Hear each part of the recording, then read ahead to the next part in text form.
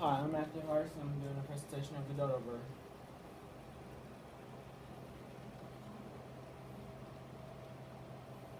The Dodo Bird is a large bird with small wings. The Dodo Bird has a small curved tail and short legs with a 9-inch beak. The Dodo Bird is about 1 meter tall and about 10 to 18 kilograms.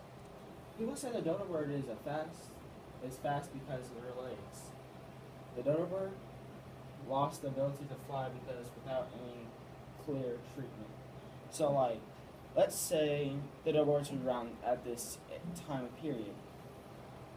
If people actually sat there and took good care of the Dodo Bird and actually gave it the treatment it would, you'd probably look out the window and be seeing Dodo Birds flying around, probably seeing Dodo Birds in front of your yard. But the Dodo Bird only lays one egg every year.